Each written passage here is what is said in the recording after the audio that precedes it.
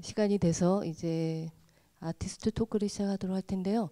저희 MMC 필름 앤 비디오가 이제 올해 처음으로 두 개의 프로그램을 신설했어요. 위대한 잠이라는 프로그램하고 디어 시네마라는 프로그램인데요. 위대한 잠이라는 프로그램은 평가를 제대로 받지 못했거나 또는 뭐 숨겨져 있는 필름들 이런 것들을 다시 재발견하는 그런 프로그램이어서 얼마 전에 이 프로그램이 끝났고요. 디어 시네마가 이제 시작해서 요거 직전에는 앤샬로 로버슨 감독님의 작품이 상영되었고 또 국내 작품들의 이제 상영의 시작은 권병준 작가님부터 시작하게 됐습니다. 그래서 오늘 3시에 권병준 작가님의 10개의 트랙 1996년부터 2016년까지 작업하셨던 앨범이 아니죠. 트랙들 중에서 10개를 고르셔서 이것을 저희 음향 시스템, 저희 극장 시스템에 맞춰서 다시 믹싱을 하셨습니다. 그래서 아마 들으신 분들도 계시고 안 드시고 아마 토크에 참석하신 분들도 있을 것 같은데요. 혹시 안 들으셨던 분들은 토크 끝난 다음에 한 번 더 들으실 기회가 있으니까 들으시면 좋을 것 같고요. 우선 권병준 작가님 이 자리에 와주셨는데 박수 부탁드릴게요. 네, 한 시간 정도 좀 못 될까요? 권병준 작가님이 10개의 트랙별로 어떻게 작업을 하셨는지 자세하게 먼저 설명을 해주실 겁니다. 그 이후에 저와 또 관객 여러분들이 궁금한 점들을 질문할 수 있는 그런 시간을 갖도록 하겠습니다. 네.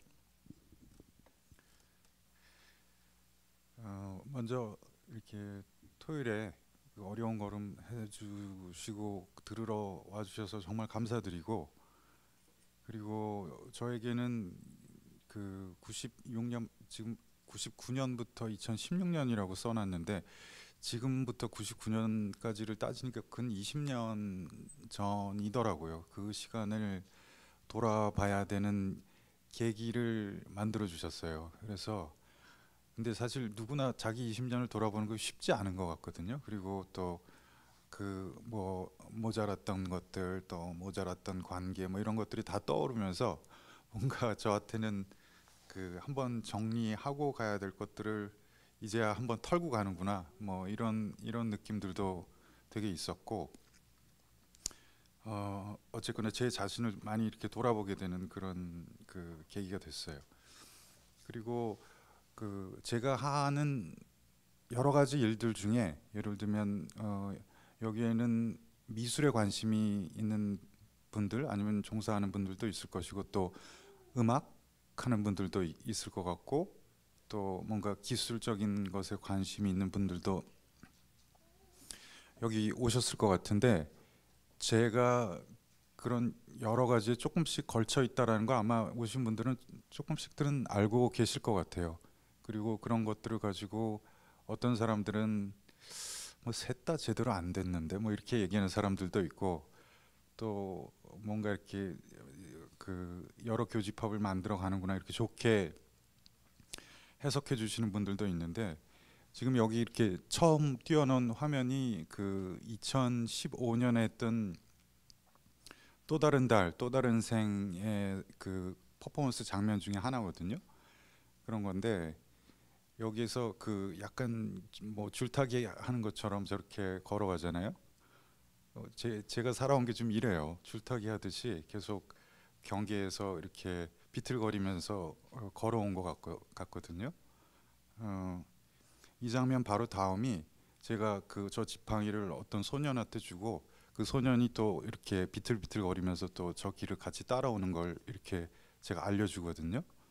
어, 아무튼 저한테는 그 뭔가 제 인생을 이렇게 좀 축약해서 보여주는 사진인 것 같아서 제가 처음에 걸어봤습니다. 어, 박하사탕처럼 좀 거꾸로 갈게요. 그래서 그 음악을 들으신 분들은 이제 순서대로 그 시간 순으로 흘러갔다라는 걸 다 아실 텐데, 그리고 여기 그 브로셔에 보시면 곡별로 이렇게 시간 순서대로 이렇게 설명들이 다 나와 있거든요. 근데 이제 제일 마지막 곡 10번이라고 써 있는 곡, 그리고 타이베이를 위한 노래 여기서부터 조금 설명을 드리고 또 못 들으신 분들을 위해서 조금 왜냐하면은 이 7시 공연을 또 못 듣는 분들도 있을 것 같아서 그 조금씩 들려드릴게요. 길지는 않게 조금씩 들려드리고 그리고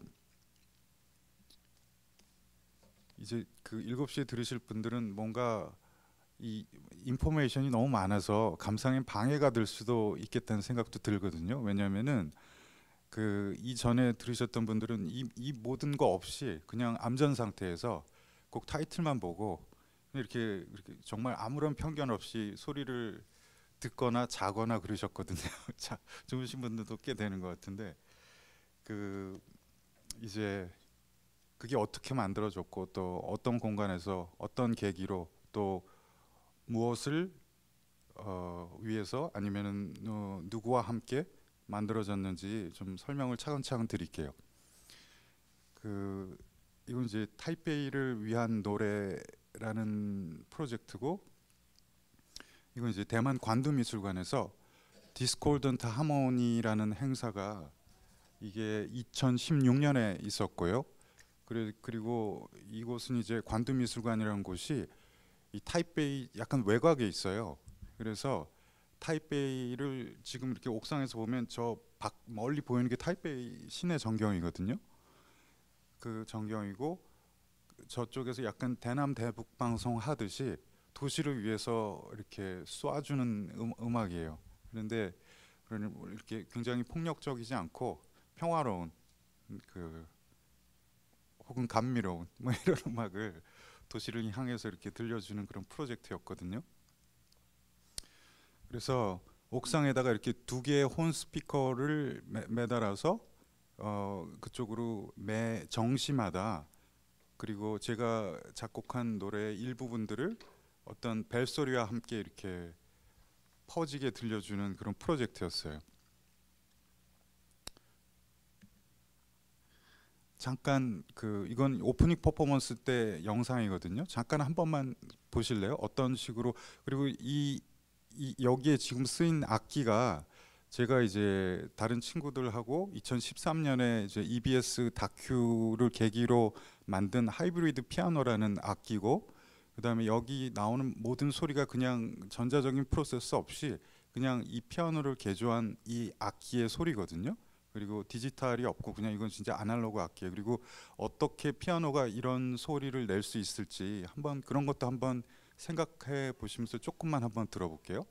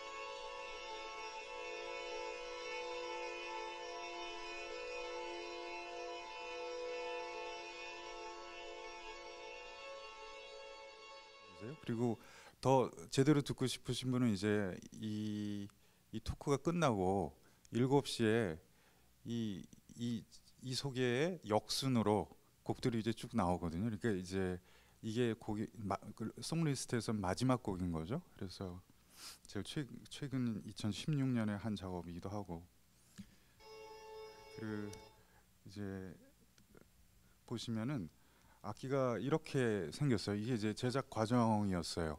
그래서 여기 보면은 이제 이상 스피커 뻥 뚫린 스피커 같은 게 하나 달려 있죠.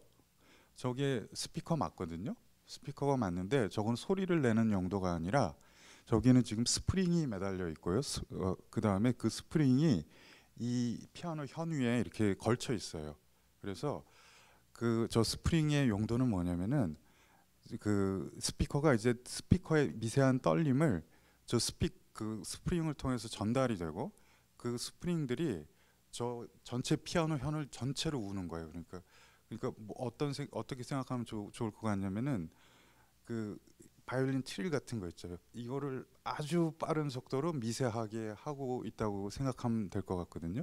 그래서 물론 이제 피아노 현들이 전체적으로 울리기 때문에 뭐 벙한 소리가 나지만 튜닝이 잘 돼 있으면은 이 현들의 떨림들을 여기 이제 보면은 바 같은 게 있죠. 저게 픽업이거든요. 저걸 이렇게 눌러서 이제 소리들을 잡아내는 거예요. 그리고 볼륨 조절을 이게 볼륨의 높낮이를 얼마큼 누르는 강도에 따라서 미세하게 조절하면서 저 현들을 왔다 갔다 하면서 이제 화음을 연주하는 거거든요. 그래서 피아노에서 약간 현악기 같은 느낌들 다들 받으셨죠? 근데 현악기인데 한 대가 아니라 막 이렇게 굉장히 이렇게 화음으로 여러 대가 치고 있는 것 같은 그런 느낌을 내는 것이 아주 간단한 원리거든요. 어떻게 보면은 복잡한 원리는 아니고 아주 간단한 원리인데 그 백경석 PD님이 이건 이제 그 이것도 악기일까요를 제작하신 PD분이 뭔가 피아노를 가지고 여러 가지 악기의 원리가 이제 한꺼번에 들어가 있는 뭐 악기를 좀 고안해 달라고 저한테 특별히 부탁을 하셔서 그런데 이제 피아노를 가지고는 사람들이 정말 역사적으로 엄청나게 많이들 해왔거든요. 부시는 것부터 다 했어요. 진짜 프리페어드 피아노까지 많이 해서 이것을 생각하기까지 진짜 꽤 오래 걸렸습니다. 이런 여러 가지 실험들과 뭐 시행착오와 이런 걸 거쳐서 그렇지만은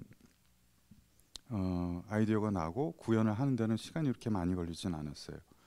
그래서 이거는 오래된 업라이트 피아노의 뒷면만을 띄어서 이런 식의 원리로 그 다음에 이 뒤에 보면 혼 스피커 아까 그 옥상에 있던 그 혼 스피커의 또 음색을 가지고 이제 소리를 내기 때문에 훨씬 더 좀 아련하게 들리거든요. 이 혼 스피커가 주는 그 특유의 질감 같은 것들이 있어서 그래서 이 악기를 가지고 뭐 공연에도 썼고 뭐 해외 공연도 뭐 다녔었고 또 뭐 이런 식으로 컴포지션도 했고 그랬어요.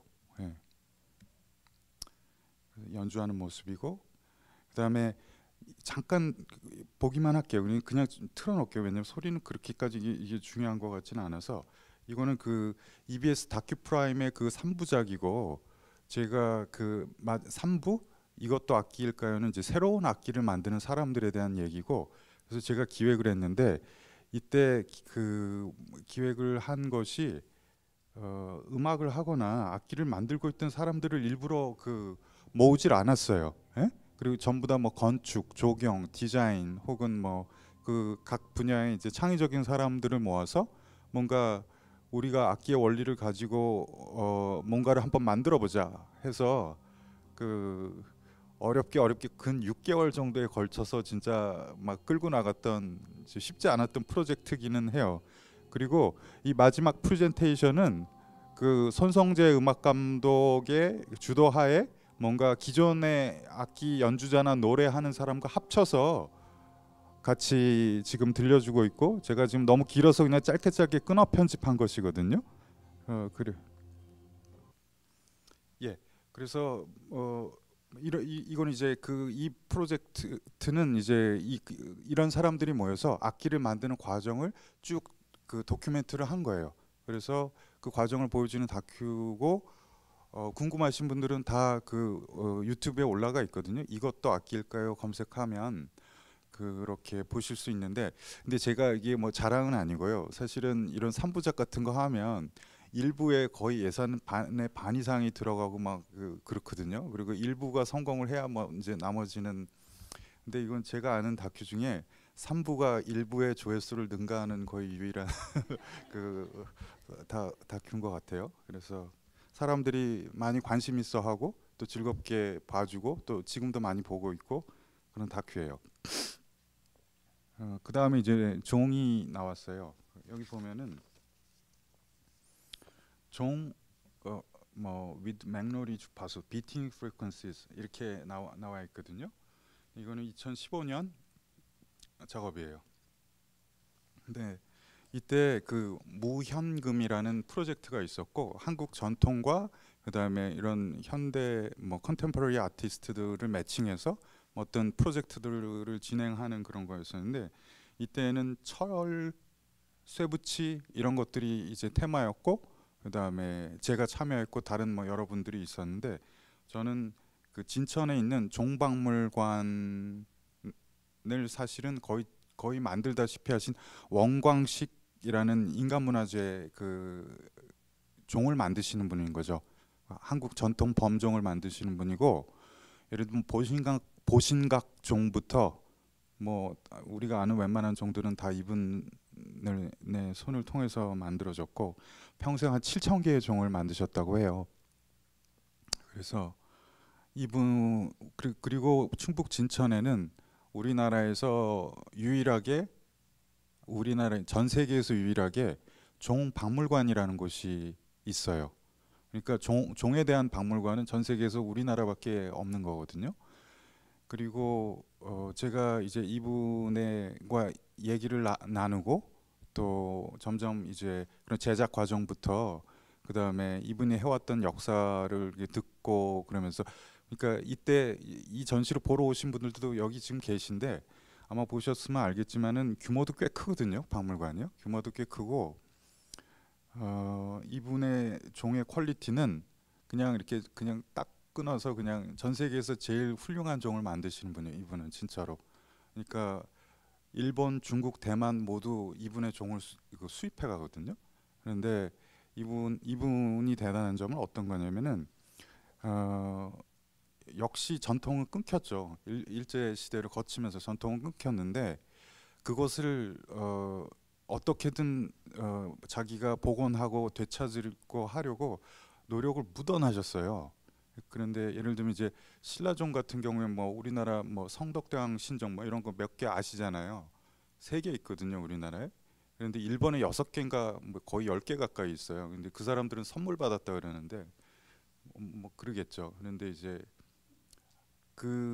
그런 종들을 이제 젊은 시절에 예를 들면 찾아다니면서 이제 공부하고 일본에 있는 종들도 봐야 되겠기에 근데 이제 어느 이제 절에 그게 있어요. 절에 몰래 밤에 들어가서 그 종이 이렇게 본을 뜨는 거예요. 그러니까 본을 떠서 나중에 이제 갖고 와서 해볼 그러다가 이제 경찰한테 걸려서 이제 강제 추방당하고 뭐 그런 식으로 자기가 이렇게 파서 연구를 하시고 그러셨는데 아무튼 이제 그분과 함께 그분의 종을 이용해서 제가 이제 공간에 한 10개 정도의 종을 뿌려놓고요. 1, 2층에 있거든요. 그리고 실내에도 넣고 그다음에 종만 있는 것이 아니라 이런 식의 운판도 있었어요. 어 그래서 이건 이제 종소리하고 약간 달라요. 그러니까 웅웅대는 소리가 없고 그냥 맑고 약간 청아한 소리가 땅 하는 하고 나는 그냥 쇠붙이 같은 것인데 이거 같은 경우에는 이제 얘그 고유 주파수를 가지고 이제 노는 거예요. 그러니까 모든 사물에는 고유 주파수가 이제 공진하는 고유 주파수가 있거든요. 그래서 얘 고유 주파수로 떨어질 때 아주 이렇게 굉장히 큰 울림을 내다가 그 사이에서 왔다 갔다 하면서 아주 쇠가 휘어지는 것 같은 그런 이상한 기괴한 소리가 나거든요. 그래서 그 기괴한 소리가 약간 피리 소리 같기도 하고 이제 쇳소리인데 사람들이 이제 들어본 적이 없는 소리인 거죠. 예를 들면 이런 소리. 그래서 그런 것들을 가지고 멜로디를 내기도 했었고, 그다음에 이런 경우에는 자, 종을 이렇게 땅 때릴 때는 이렇게 타격음이 있고 그 다음에 이제 오는 그 뒤이어서 나오는 것 웅웅대는 소리를 이제 맥너리라고 하거든요. 맥너리가 그 들어보신 적 있죠? 종 땅 했을 때 이렇게 웅웅대면서 이렇게 파도처럼 거기에 이제 부처님 말씀이 이제 실려 온다고 다들 이제 명상의 퀄리티가 있는 그런 소리인 거죠. 이제 스님들한테는 새벽에 들으면서. 그런데 그 맥너리에 대한 프로젝트였고 그 맥너리를 구현하는 것을 좀 타격음 없이 하고 싶어서 종소리 맨날 이렇게 땡 하잖아요. 그냥 전부 다. 그래서 이게 이제 진동 소자를 여기다가 대서 얘를 굉장히 이것도 미세하게 종을 약간 문지르듯이 이렇게 가볍게 때리는 거거든요. 그러면은 종이 이제 땅 소리보다는 이 이렇게 웅웅대는 소리가 나기 시작을 하거든요. 그러니까 뭐 생각하시면 좋냐면은 와인잔 이렇게 돌리실 때 이렇게 삑 하는 소리 이렇게 나죠. 그게 사실 맥너리거든요. 근데 그 맥너리라는 게 그 개념을 알면 너무나 재밌어요. 이게 왜 재밌냐면은 맥너리는 미세한 차이에서 발생하는 거거든요. 미세한 차이. 이게 종의 미세한 두께 차이에서 발생하는 거예요. 그 와인잔도 마찬가지. 두께가 약간 다른 거죠. 거기에서 이제 발생하는 거거든요. 근데 그 미세한 차이를 요즘은 조절할 수가 있어요.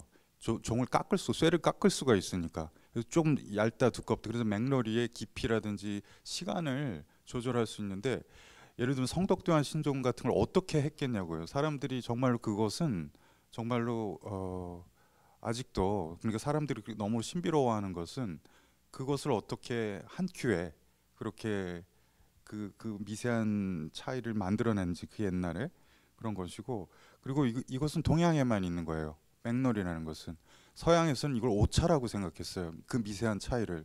그래서 뭐 아주 똑같아요. 균일해요. 그리고 안에서 때리기 때문에 우리가 흔히 아는 그냥 그 알람의 역할밖에 못해요. 이 사람들 거는 땡땡땡땡 거려요. 그냥.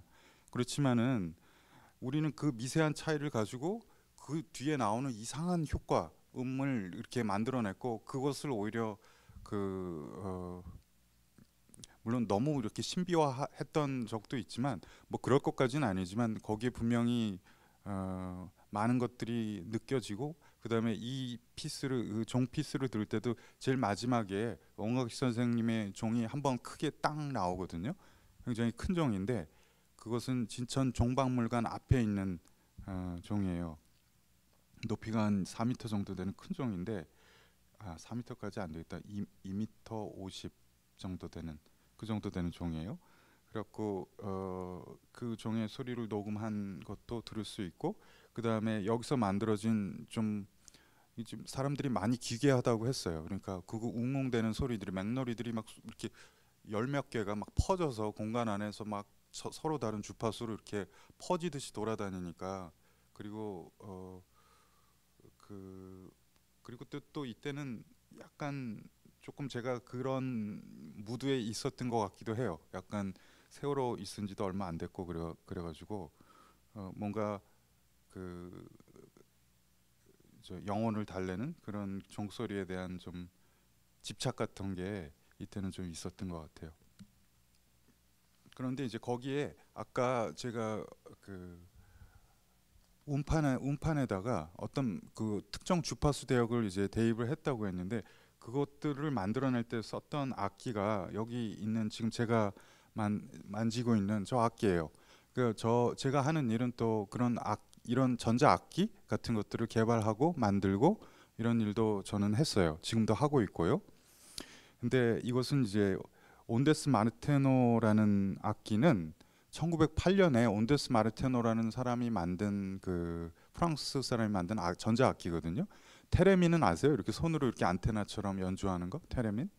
근데 온데스 마르테노는 그건 연주하기가 되게 힘든데 이거는 건반처럼 이렇게 다 피치가 정해져 있고 여기 실로 왔다 갔다 하면서 연주할 수 있기 때문에 더 쉬운데 근데 이제 너무 옛날 악기고 그리고 고가고 잘 고장나고 그래서 디지털 버전을 여러 사람들이 만들긴 했는데 여전히 굉장히 비싸고 해서 약간 교육적인 목적으로 하나 만들어 봤어요. 그리고 저도 쓰고 뭐 아마 제 동료 뮤지션들한테도 몇 개 주고 그래서 쓰고들 있고 그래요. 그래서 이것을 사용해서 이제 음판에다가 멜로디 같은 것들을 대입하고 그렇게 했어요. 왜 이게 편하냐면은 소리가 끊기지가 않거든요. 이렇게 위아래로 이렇게 실로 연결되어 있어서 실로 이렇게 끌고 다니면서 연주를 하는 거기 때문에 그 피아노나 건반처럼 도레미파 이렇게 딱딱딱딱 끊어지는 게 아니라 부드럽게 이렇게 활 연주하는 것처럼 그 아세요? 활 톱 연주하는 것처럼 그런 식으로 이제 멜로디들이 이렇게 부드럽게 이어질 수가 있어서 그런 것들이 뭔가 음파음과 만났을 때 좀 그 기괴한 피리 같은 쇠로 만든 피리 같은 그런 느낌을 주기도 했어요. 그 이 프로젝트도 아마 들으실 수도 있겠지만은 여기서 영상을 조금 보시면 아마 더 이해가 잘 되실 것 같습니다. 그래서 이건 이제 흐느끼는 종들이라는 프로젝트였고요. 이것을 이제 녹음하여서 그 다음에 다시 재구성하고 그 다음에 일본의 종들과 비교하고 또 그쪽에서의 리서치와 합쳐서 입체 음향으로 들려줬던 프로젝트가 더 벨이라는 프로젝트예요. With the Beating Frequencies. 히로시마에서 했었던 전시고 이건 16개의 스피커를 이용해서 이 종소리들을 약간 더 집중감 있게 몰입감 있게 집약해서 좁은 공간에서 입체적으로 들려주는 그런 프로젝트였어요. 그리고 이것을 진행하면서 히로시마도 거기도 아픔이 있는 도시잖아요. 거기 핵이 떨어지고 그랬어서 그리고 그때 정말 그렇게 한꺼번에 몰살 당한 케이스는 저기 제일 많은 거죠. 한 번에 죽은 사람의 숫자로 따지면 그런 곳이라서 그래도 여기에도 그런 영혼을 달래는 종, 뭐 혹은 뭐 평화의 종 이런 것들이 굉장히 많았어요. 그리고 또 거기에 있는 여러 가지 이제 사연들이 있는 또 것들이 있었고 예를 들면 지금 여기에 있는 제 오른쪽에 있는 저 종 있잖아요. 그때 그러니까 원자 폭탄이 떨어졌을 때 저 종을 이제 종의 집인 거죠. 종이 있는 저 나무 구조 유일하게 살아남았던 목조 건물이라고 해요. 그때 그 원자 폭탄이 떨어졌을 때 그리고 뭐 이런 스님들도 인터뷰를 하기도 하고 또 이렇게 일본에서 전시할 때는 한국에서 종을 하나 가져오고 그다음에 일본의 종을 하나를 써서 두 개를 또 동시에 나란히 전시하면서 이렇게 아까 16개의 스피커들과 어떨 때는 조응해서 같이 떨기도 하고 그런 식으로 이용을 하기도 했어요. 그리고 이렇게 이제 일본의 절들을 찾아다니면서 또 뭐 꼭 한국에서 가져갔던 종이 아니더라도 일본의 종소리도 한번 다들 녹음해서 비교해서 들어보기도 하고 근데 한국 종소리가 제일 좋은 것 같아요. 그래서 이제 종 프로젝트를 제가 그래서 한 1년 넘게 종 가지고 계속 끙끙대고 그렇게 했었더랬습니다. 이 즈음에요. 이제 그 다음 트랙으로 넘어갈게요. 그 다음은 이제 8번 트랙에 보면 호원대학교 라이브 녹음이라고 되어 있어요. 이것은 이제 그 색소폰 하시는 손성재 씨하고 같이 했던 작업이에요. 그래서 제 작업들 중에 이렇게 연주자 혹은 보컬리스트들과 같이 그런 사람들의 소리를 프로세싱을 한다든지 그런 사람들의 소리를 뭐 여러 가지 컴퓨터를 이용해서 조작해서 이 사람들의 즉흥적인 연주를 더 씌우고 아니면 이 연주의 테마를 오히려 제시를 하기도 하고 분위기를 만들어주고 공간을 제시하고 이런 역할을 제가 예를 들면 하는 것이거든요. 이런 분들과 제가 작업을 한다고 할 때는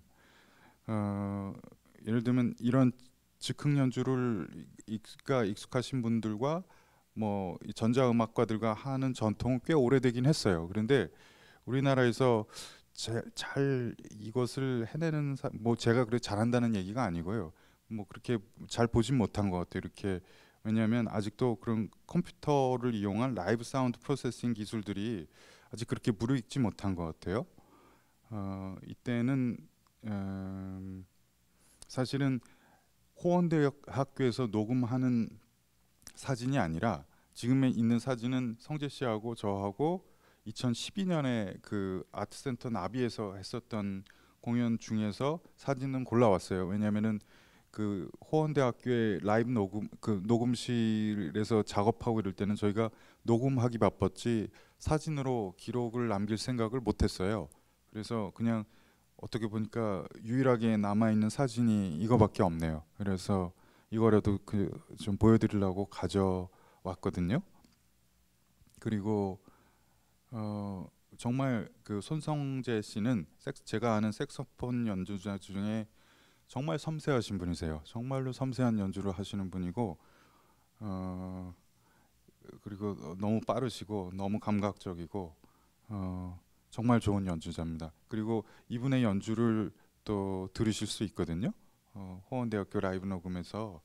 그리고 제가 아까 전에 얘기했던 그런 라이브 사운드 프로세싱 같은 것들을 잠깐 조금 더 그러니까 다른 클립을 좀 보여주고 싶었어요. 왜냐하면은 그런 라이브 사운드 프로세싱이 뭔가 뭐 이렇게 하실 분들도 있어서 예를 들면은 그리고 이때 공연을 잠깐 먼저 보면서 얘기가 조금 끊기더라도 그냥 조금씩 보면서 제가 또 말씀도 드리고 그렇게 하면 좋을 것 같아요. 이거는 그 에딘버러에서 있었던 에딘버러 페스티벌에 2013년에 제가 그 참여를 했었더랬어요. 그래서 백남준 아트센터에서 그 커미션을 받아서 그 공연을 했었는데 이런 부분들의 이런 공연에 이제 그런 라이브 사운드 프로세싱의 과정들이 굉장히 잘 드러나 있기도 하고 그다음에 또 제가 그 이런 약간 비주얼과 관계된 일도 한다 뭐 이런 것들도 조금 보여드리기 위해서 잠깐만 볼게요.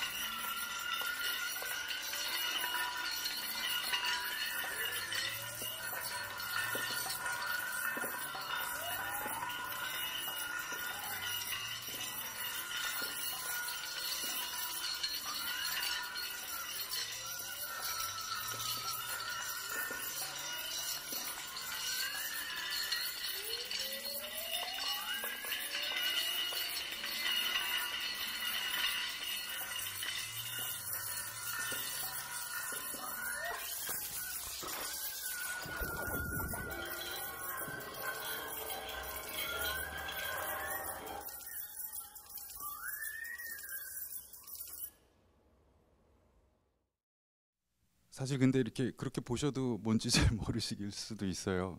근데 그 결국은 마이크를 통해서 혹은 믹서를 통해서 이제 실시간으로 제가 내는 소리들을 동시에 여러 가지 신서시스 기술을 이용해서 프로세스해서 또 그것들을 또다시 반복시키고 그 다음에 또 펼치고 공간계를 주고 하면서 여러 가지 그 재밌는 그 것들을 만들어가는 소리 풍경들을 만들어가는 과정인데 저한테는 예, 이제 인터넷 잘 되는지만 먼저 좀 확인해 보겠습니다.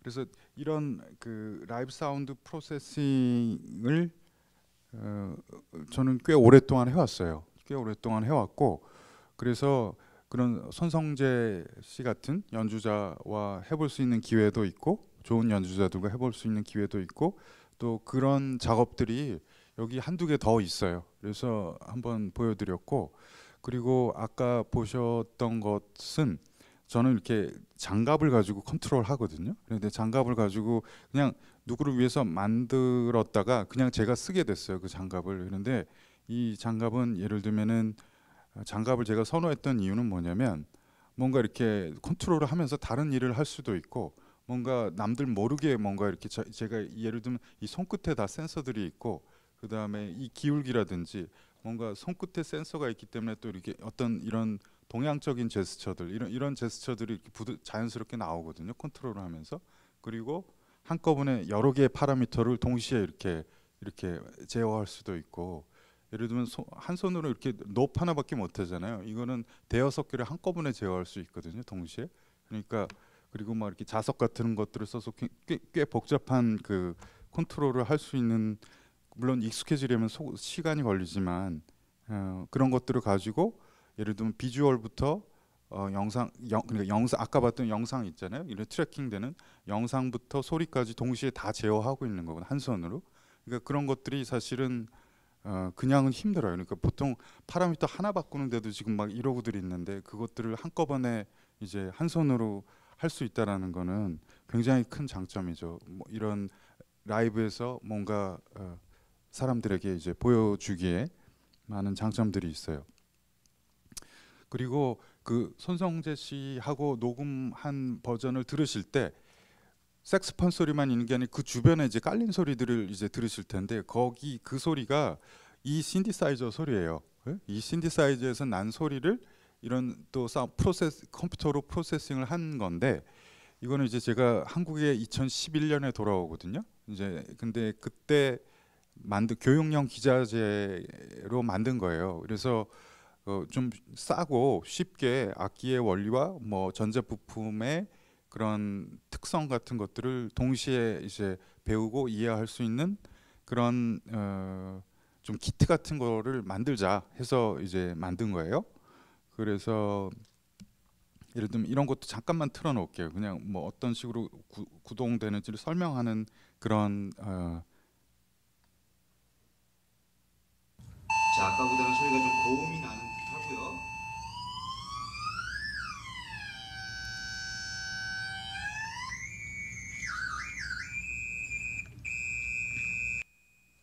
이런 식으로 부품들을 이제 꽂았다 뺐다 하면서 부품의 특성과 소리의 성질을 이제 한꺼번에 이제 연관지어서 직관적으로 이해할 수 있는 예를 들면 저항이 뭐다라는 것을 소리와 연관지어서 아니면 콘덴서가 뭐다라는 것을 소리가 어떻게 바뀌는지와 연관지어서 이렇게 링크시켜서 이해하는 그런 거고 또 그냥 그런 기능만 있는 게 아니라 그냥 이게 지금 1978년에 나온 칩이에요. 그러니까 굉장히 진짜 올드한 그 옛날 아날로그 같은 디지털 소리를 들을 수 있는 그런 칩을 가지고 만들었어요.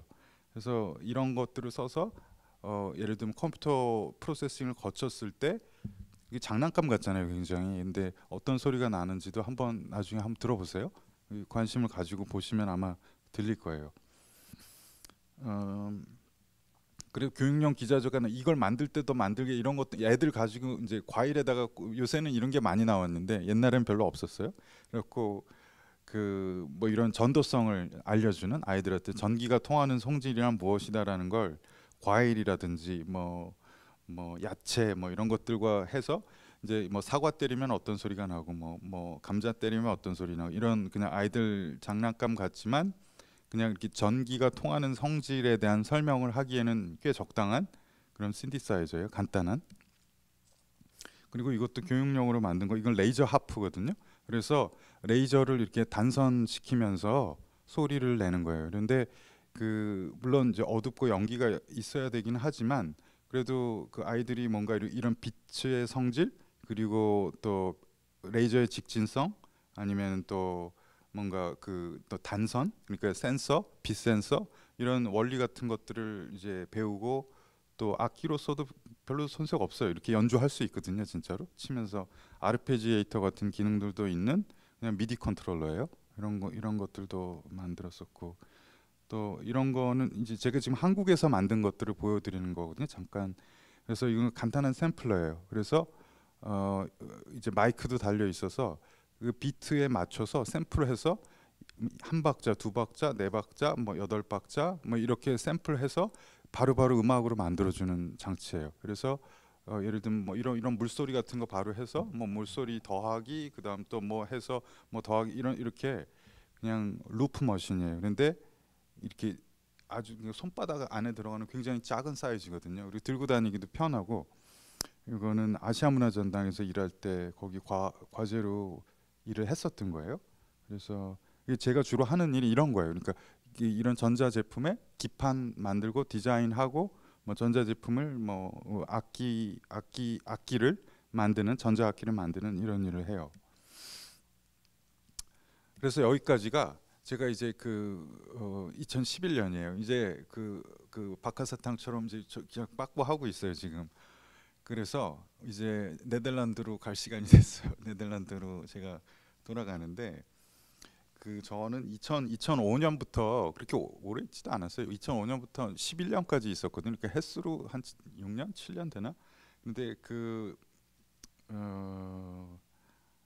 거기에서 공부도 하고 일도 했거든요. 일도 하고 그랬는데 거기 가서, 왜냐하면 이런 것도 잠깐 보여드리는 게 좋을 것 같긴 해요. 왜냐하면 제 관심사가 그때 뭐였었는지를 좀 알려드리면 이 전 작업들이 또 좀 이해가 되는 것도 있거든요. 그런데 저는 글씨 쓰는 소리가 관심이 있었어요. 그러니까 글씨를 쓸 때 소리가 나잖아요. 그리고 이런 식으로 이렇게 글씨를 쓰면 사각사각 소리가 날 거 아니에요. 근데 그 소리를 인식하는 시스템을 만들려고 처음에 시도를 했어요. 그래서 예를 들면 가로로 긋는 거랑 세로로 긋는 거랑 소리가 다르고, 그다음에 분명히 다르거든요. 근데 그것을 컴퓨터가 인식해서 이게 가로로 긋는 건지 세로로 긋는 건지 알게 하는, 그리고 또 거기에서 더 나아가서 사선, 그다음에 뭐 동그라미, 뭐 이런 체크, 뭐 U, 뭐 이런 것들을 계속 그렇게 해서 소리의 보키블러리를 넓혀가고. 근데 사실 아무데 쓸 짝 없는 작업이에요. 이런 걸 한다고 한들 뭐 누가 글씨 쓰는 소리를 가지고 뭐 아무데도 쓸데 없어요. 사실은 쓸데 없어서 한 것도 커요. 예, 쓸데가 없어서. 그래서 이런 글씨 쓰는 소리에 대한 관심으로 이제 처음에 갔다가, 그래서 이런 프로젝트를 진행을 하면서 이런 제 연구에 필요한 툴들을 제가 직접 만들기 시작을 한 거예요. 왜냐하면 글씨 쓰는 소리를 연구하는 사람은 없어요, 제가 알기로는. 그래서 글씨 쓰는 소리를 연구하는 툴부터 만들기 시작을 한 거예요. 그래서 이 펜에 보면 여기에 지금 피에조가 달려 있어서 이 펜의 스크래치를 이제 받을 수가 있고, 그다음에 이 스크래치 된 소리를 물론 이제 녹음하고 이럴 때 쓰기도 하고, 그다음에 여기 펜 팁에 이제 카메라가 붙어 있고, 그다음에 그 위에 LED가 있고, 그다음에 또 펜에는 또 진동 모터를 달아놨어요. 그래서 이 소리를 또 진동으로 바꿔서 손이 이렇게 더 느껴지도록, 손에서 느껴지도록 하는 그런 툴을 만들어서 뭔가 이제 연구에도 이용하고, 그다음에 그게 이제 제가 어느 선까지는 했거든요. 그러니까 예를 들면 이런 것들을 한 꽤 높은 인식률로 인식을 하는 뭔가를 만들다가 그게 재미가 없어져서 이런 것들을 가지고 이제 퍼포먼스를 하기 시작했어요. 그게 특히나 또 아트 스쿨이고 그러다 보니까 제가 공부한 것은 아트 앤 사이언스였고 음대에 소속되어 있었어요. 그래서 이런 것들을 가지고 퍼포먼스를 하고 그러다가 약간의 재주를 인정을 받아서 그 네덜란드에 있는 스타임이라는 그런 전자악기, 뭐 실험적인 전자악기를 만들고 프로모션하는 기관이 있어요. 음악하는 친구들은 많이 알고 있고, 그런데 벌써 50년 넘었으니까 굉장히 오래된 기관이거든요. 거기에서 그래도 하드웨어 엔지니어로 일을 하게 됐어요. 그래서 거기에서 이제 예를 들면 만든 것들을 여기 조금 그냥 나열해놔 봤거든요. 그래서 이런 식으로 2008년부터 11년까지 학교를 졸업한 후에는 이런 식의 이제 여러 가지 악기들을 이제 이게 제가 만든 것들은 다 예를 들면 사람들이 필요하다고 와서 그 회사에서 이거 좀 리서치해서 만들어라고 명령이 떨어지면 저는 이제 외국인 노동자로서 열심히 그것을 이제 과업을 수행하기 위해서 이제 만든 거예요. 그러니까 제 의지로 만들었다라기보다 근데 제 뜻도 많이 들어가 있죠. 왜냐면은 저기 엔지니어가 저 하나밖에 이제 망해가고 있어서 다들 이제 관둬가지고 저 혼자 다 만들었기 때문에 뭐 그때 만든 거는 그냥 어떻게 보면 제 여러 가지 실험이기도 했어요. 뭐 남들 일이기도 했지만 이것은 이제 서울에서 함성원 선생님 거 만들어 드린 거고 그때 이제 같이 일하던 분들도 그 지금 넘어갈게요. 예. 이런 것도 한번 보세요. 이런 프로젝트 같은 게 되게 재밌는데 이거 지금 뒤에 머리 하얀 분이 톰 존슨이라는 작곡가거든요. 옛날 미니멀 시대 그 뉴욕 미니멀 작곡가인데 저글러들하고 작업을 하는 거예요. 되게 미니멀하잖아요. 그래갖고 저한테 그 해보라고 한 게 전자적으로 좀 소리가 나고 그 다음에 그것이 제어가 가능한 그런 공을 만들어 달라고 해서 만들었던 프로젝트예요. 예? 그렇게 해서 저런 프로젝트들도 했었고 그 다음에 이제 7번에 보면 라이브 에스 타임이라고 있어요. 라이브 에스 타임 2009년에 이제 시즌 엔딩 제가 일하던 곳이 악기도 만들지만 그런 것들을 가지고 새로운 시도를 하는 여러 가지 사람들의 여러 아티스트들의 공연 같은 것들도 호스팅하고 기획하고 그런 곳이에요. 아주 오랫동안 해왔고 뭐 그런 쪽으로는 유명해요. 여기가 그러니까 이런 어떤 전자음악 프로모션 하는 것 중에 제일 유명한 데가 사실은 이르캄이라고 프랑스 이제 파리에 이제 있죠. 뭐 뽕피두 뭐 그런데 이제 이르캄 같은 것은 굉장히 오피셜한 어떻게 보면 이제 아카데믹한 곳이거든요. 거기는 막상 거기 출신들 보면 다 재미없어요. 그냥 이렇게 클래식 뭐 이렇게 그러니까 스타임은 그 언저리 어디 되게 좀 다른 데 있어요. 이 아카데믹하지 않고 뭔가 이렇게 길거리에서 하는 사람들을 다 이렇게 껴안고 아카데믹도 물론 이제 어느 정도 있고 그다음에 뭔가 그런 어떤 익스페리멘탈 중에서 클래식과 어떤 접점을 만나는 작업들도 여기서 보여줄 수도 있고 아니면은 좀 더 뭔가 이렇게 하쉬한 어떤 노이즈 음악 같은 것들도 이 안에서는 다 통용이 되고 그래서 뭐 어떤 룸이 더 넓고 자유롭고 그런 곳이에요. 그래서 여기에서 했었던 짧은 패시지를 이제 거기에 이제 넣었었고 거기 보면 이제 무슨 프린터 소리 같은 게 계속 나거든요. 근데 그게 뭐냐고 자꾸 물어봐서 여기다가 이걸 넣었어요. 그래갖고 이때만 해도 제가 욕심이 많아서 뭐 이것도 하고 저것도 하고 막 그렇게 다 보여주려고 너무 그러던 때긴 하거든요. 그런데 잠깐만 그냥 뭐 했는지 잠깐 보세요. 그래갖고 근데 이때도 어쨌거나 기본적으로는 영상과 그 다음에 소리를 한꺼번에 이제 동시에 제어하고 있는 거거든요. 그리고 여러 가지 툴을 이용해서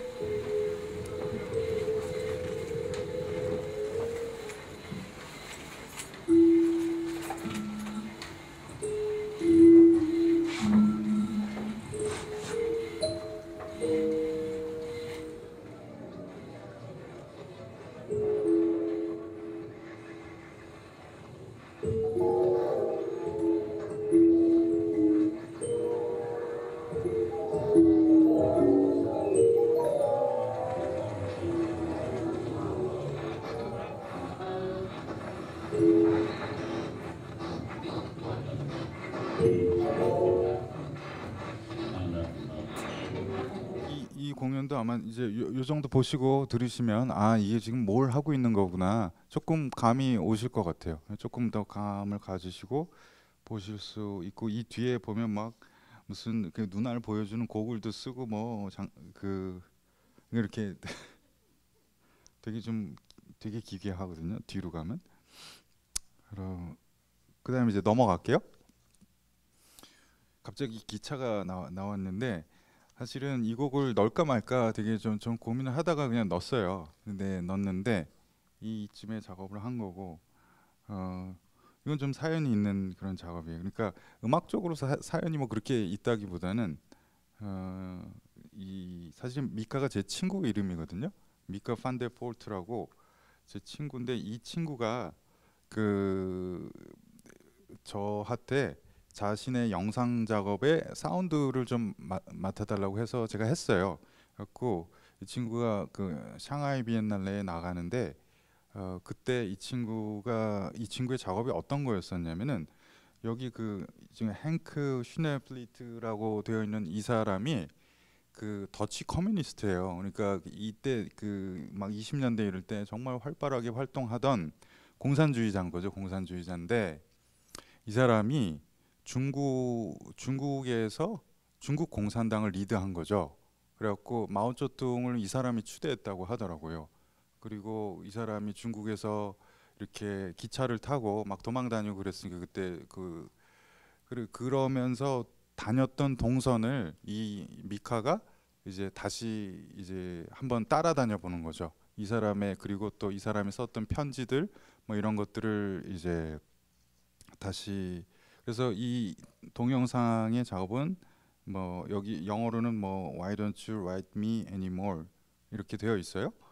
그래서 이 동영상의 이 비디오 작업에 사운드를 제가 맡아서 했는데 제가 근데 그 완성본이 저한테는 없어요. 그리고 저한테 보여줄 권리도 없는 것 같고 제 작업도 아니기 때문에 그런데 약간 음악 작업을 하려면 조금 이렇게 아주 안 좋은 질의 약간 뭐 이런 걸 보내주거든요. 그래 요것만 남아 있더라고요 저한테. 그런데 이 친구의 아이디어는 뭐였었냐면은 이 사람이 기차를 타고 다녔잖아요. 그리고 그 은하철도 999가 이 친구한테는 너무 재밌었던 거예요. 그러니까 그리고 은하철도 999도 마찬가지로 막 새로운 몸을 어떤 이상을 찾아서 막 우주를 헤매는 막 그런 거잖아요. 그리고 그런 데서 이 행크라는 사람과의 어떤 뭐 연관성과 그다음 그다음에 그다음 이건 또 막 에스페란토를 배워서 에스페란토로 지금 얘기하고 있는 건데 그래서 이런 작업을 막 하면서 그때 만들어졌던 곡이에요. 그리고 이 작업을 하기 위해서 근데 쓰지는 않았어요. 쓰지는 않았는데 이 작업을 하기 위해서 만들었는데 그런데 이제 그 제주도에 갔다가 우연히 기차를 봤는데 기차 이름이 미카라고 써 있는 거예요. 그래갖고 근데 미카라는 기차가 그 증기기관차 브랜드 명이었던 거예요. 옛날 증기기관 미국에서 만들어졌던 그래갖고 뭐 미카 뭐 1형 포니 1 포니 2 이런 것처럼 미카 1 미카 2 뭐 이런 식으로 그 1919년부터 쭉 그 이후로 만들어졌던 기차들이 있고 또 리서치를 해보니까 그 미카 3 이거는 90년대에 북한에 계속 있었대요. 진짜로 다녔대요. 이게 실제로 구동을 했었고 그렇다고 하더라고요. 그래서 그런저런 인연으로 그냥 이 곡은 제목을 제가 나중에 붙였고 그리고 미카라고 그냥 지었습니다. 그런 인연으로. 그리고 작업은 아마 들어보시면은 뭔가 이렇게 아련한 그리고 또 뭔가 어떤 분은 뭔가 그 불을 끈 상태에서 들으니까 무중력 상태가 느껴진다는 분도 있었고 뭔가 좀 지루하다는 사람도 있었고 그런데 그거는 이제 뭐 굳이 장르로 따지자면 앰비언트 음악이거든요. 앰비언트고 그다음에 그래뉼러 신서시스라는 거를 썼는데 그래뉼러 신서시스라는 거는 예를 들면 뭐 제나키스 같은 사람들도 그걸 가지고 옛날부터 작업을 하기도 했었고 그런데 한때 굉장히 유행했고 지금 저도 많이 쓰고 있고 그래요. 근데 그래놀러는 예를 들면 소리가 있잖아요. 소리가 있으면은 거기다가 이렇게 작은 윈도우를 씌우는 거거든요. 그래서 윈도우를 씌운다 하면 그 비늘처럼 그래갖고 소리의 작은 파티클을 만들어서 그것들을 여러 개 만들어서 뿌리는 거예요.